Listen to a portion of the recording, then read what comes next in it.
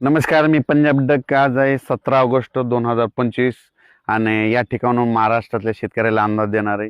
राज्यातल्या सर्व शेतकऱ्याला सांगू इच्छितो की राज्यामध्ये म्हणजे सांगायचं झालं तर पावसाची काय परिस्थिती राहणार. तर सुरुवातीला काय सांगू इच्छितो की राज्यामध्ये आज 17 तारखेला देखील काय होणार आहे तुम्हाला सांगतो. सुरुवात करू आपण काय करू इकडून तेलंगणा करू. तेलंगणा, आंध्र प्रदेश, कर्नाटक ह्या 3 राज्यामध्ये देखील चांगला पाऊस पडणार आहे.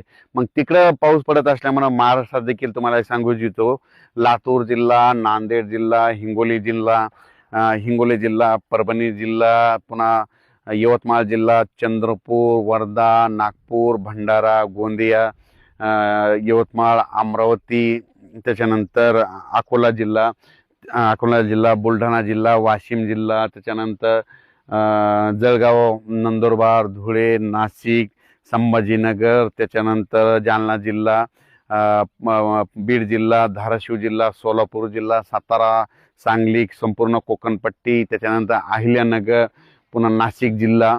म्हणजे सांगायचं झालं तर संपूर्ण भागामध्ये म्हणजे 17 तारखेपासून म्हणजे आज रात्रीपासून ते 20 तारखेपर्यंत 17, 18, 19, 20 म्हणजे आणखीन 4 दिवस पाऊस पडणार आहे.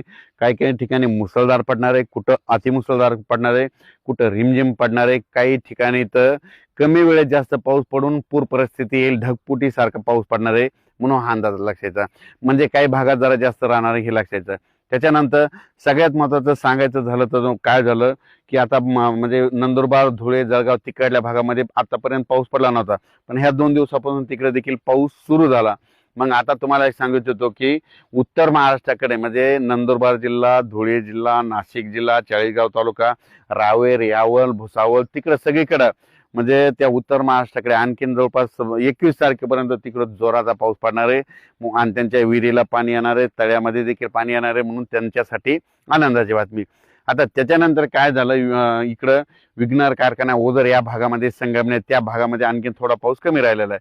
तर त्या शेतकऱ्याला सांगू इच्छितो की तुमचा पुणे जिल्हा, पुणे म्हणजे संपूर्ण पुणे जिल्ह्यामध्ये जवळपास 138 गाव काहीतरी असे पुण्यामध्ये गेलेले आहेत बघा. म्हणजे त्या पुणे जिल्हा, मुंबई, नाशिक, इगतपुरी तुमच्याकडं मात्र अतिमुसळधार पाऊस पडणार आहे. म्हणजे म्हणजे 18, 19, 20, 21च्या दरम्यान मुंबई, पुणे, नाशिक अतिमुसळधार पाऊस पडणार आहे. ओढे नाल्याला पाणी येणार आहे म्हणून तुम्ही ह्या मुंबईकरांना, पुणेकरांना, पुणे जिल्ह्यातल्या शेतकऱ्यांनी, जनतेने काळजी घेण्याचं कारण मुंबई, पुणे, नाशिक, उत्तर महाराष्ट्राकडे खूप पाऊस पडणार आहे.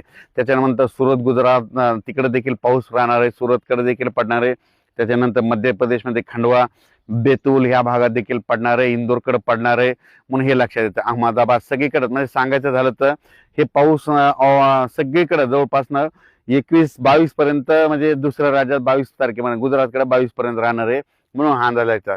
फक्त महाराष्ट्रामध्ये मात्र 20 तारखेला 21 तारखेपासून पावसाचा जोर कमी होईल. 21, 22, 23, 24, 25 ऑगस्ट पर्यंत हवामान कोरडं राहील, ऊन देखील पडणार आहे म्हणून त्या टायमामध्ये तुम्ही शेतीची कामे करून घ्या. ज्यांच्या कापसामध्ये पाणी साचलं तर तुम्ही त्याच्यामध्ये सुपर फॉस्फेट फेका, लवकर पाणी आटून जातं. ज्यांच्या परत तुम्हाला सांगतो फवारण्या देखील करून घ्या. फवारण्या करण्याचं गरजेचं आहे कारण की पाऊस उघडल्याच्या नंतर लगेच कापसावर थ्रिप्स देखील येतो म्हणून कापसाला फवारण्या घ्या, ऊसाला खतं टाकून घ्या कारण की राज्यात परत एकदा पाऊस येणार आहे म्हणून हा लक्षात. पण राज्यात सांगायचं झालं तर विभागावे सांगतो म्हणजे पूर्व विदर्भामध्ये आज रात्रीच्याला म्हणजे पूर्व विदर्भामध्ये आज रात्री उद्यापासून मात्र नागपूर जिल्हा झालं, त्याच्यानंतर वर्धा जिल्हा झालं, चंद्रपूर, त्याच्यानंतर यवतमाळ, भंडारा, गोंदिया त्या भागामध्ये मात्र 18, 19, 20चा चांगला पाऊस पडणार आहे म्हणून त्या पूर्व विदर्भातल्या शेतकऱ्यांनी हा अंदाज लक्षात येतात 6 जिल्ह्यातल्या लोकांनी. त्याच्यानंतर पश्चिम विदर्भामध्ये सांगायचं झालं तर अमरावती जिल्हा, त्याच्यानंतर अचलपूर तालुका, परतवाडा, दर्यापूर त्या भागामध्ये देखील चांगला पाऊस पडणार आहे म्हणून त्या शेतकऱ्यांनी काळजी घेणे गरजेचं आहे. आणि ह्या पावसामध्ये तुम्हाला सांगतो की विजा कसा वाजतो, विजाचा आवाज कडकडाट होतो पण हे आवाज तुम्हाला एक सांगू इच्छितो याचा जसं असं बँड कसा वाजतो ढमकन वाजतो तसा या विजेचा आवाज असणार आहे म्हणून हे तुम्हाला एक माहीत असं म्हणून कल्पना दिली. त्याच्यानंतर कमी वेळेत जास्त पाऊस पडणार आहे म्हणून ही अंदाज लक्षात घ्यायचा. आता आज रात्रीपासून समजा आज रात्रीपासून म्हणजे 17 ते रात्रीपासून ते 20 तारखेपर्यंत काही जिल्ह्यामध्ये खूप पाऊस पडणार आहे, काही तालुक्यामध्ये पडणार आहे, काही मंडळामध्ये अतिवृष्टी होणार आहे. तर माझी शेतकऱ्याला विनंती आहे, जनतेला विनंती आहे, जर तुमच्या शेतात पाणी गेलं, वाहून गेलं, तर तुम्ही काय करा, तलाठी, ग्रामसेवक, वाटलं तहसीलदार साहेब त्यांना भेटून त्यांना नुकसानाची पाहणी करा, पंचनामे करून घ्या. कारण की हे पावसामध्ये खूप म्हणजे जास्त पडणार आहे. आता हेच आता इकडला तर बॅटिंग आणखीन आहेच आहे, म्हणजे पूर्व विदर्भ, पश्चिम विदर्भ, मराठवाड्याची ही बॅटिंग आहे. पण आता वरुण राजेची बॅटिंग काय होणार आहे माहिती आहे का? इकडं म्हणजे पश्चिम महाराष्ट्राकडं आणि उत्तर महाराष्ट्राकडे जाणार आहे. पश्चिम महाराष्ट्र म्हणलं की त्याच्यानंतर बीड जिल्ह्यातला ते इकडला कडाष्टी भाग तो देखील येतो. त्याच्यानंतर तुम्हाला सांगतो अहिल्यानगर येतो, संगमनेर येतो. त्याच्यानंतर संगमनेर आपला अहिल्यानगरचे बरेच तालुके येतात. त्याच्यानंतर तुम्हाला एक सांगू इच्छितो की पुण्याकडं, पुणे, जुन्नर त्या भागात म्हणजे पुण्याकडे देखील समजा काही काही ठिकाणी अतिमुसळधार पाऊस पडणार आहे.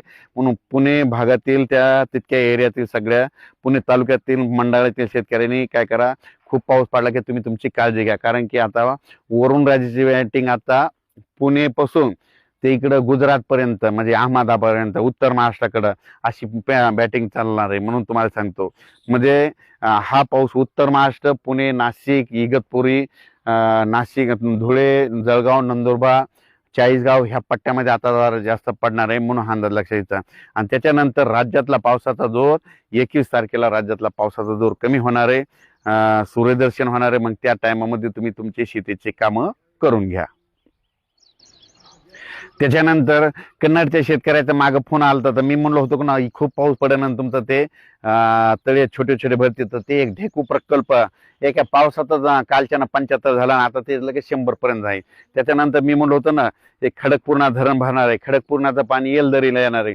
खडकपूर्णाचे दरवाजे सोडले, येलदरीचे सोडले, पुन्हा त्याचं पाणी सिद्धेश्वरला येतंय, सिद्धेश्वरचे सोडले. म्हणजे तुम्हाला सांगतो की मी म्हटलं होतं हे तळे देखील भरतं. मांजरा प्रकल्प देखील ते देखील त्याची टक्केवारी बघितलं नाही, पण ते देखील आता भरण्याच्या उंबरवाट्यावर आलेला आहे, म्हणून हे लक्षात येतं. पण त्याच्यानंतर सातारा, सांगली, सोलापूर, कोल्हापूर, पुणे ह्या पट्ट्यामध्ये माझा आता आणि त्या कोकणात जे खूप पाऊस पडणार आहे, म्हणून कोकणातल्या देखील शेतकऱ्यांनी हा अंदाज लक्षात घ्यायचा.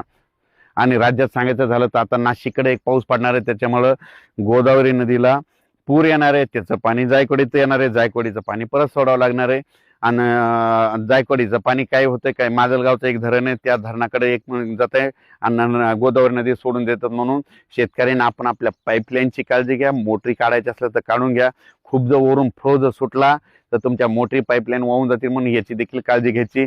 म्हणजे सांगायचं झालं तर राज्यामध्ये 20 ऑगस्ट पर्यंत हे पावसाचं वातावरण असंच जोरात राहणार आहे. काही ठिकाणी अतिमुसळधार, कुठं मुसळधार, कुठं रिमझिम, काही ठिकाणी थेंब येतील, कुठं असे थेंब पडतील, म्हणून हे लक्षात येतं. म्हणजे सांगायचं झालं तर राज्यात सगळीकडेच आणखीन आता 20 दिवस पावसाचं वातावरण आहे. अचानक वातावरणात बदल झाला तर लगेच एक मेसेज दिला जाईल. आणि तुम्ही पाहू शकता हे आपला 3x1 कापूस आहे आणि या कापसामधूनच मी अंदाज दिलेला आहे. इतक्या पाऊस असून देखील बघा नियोजन कसं आहे. एकदा खत झालेलं आहे, दोनदा पाळ्या घातलेल्या आहेत आणि फवारण्या मात्र 6 झालेल्या आहेत. धन्यवाद.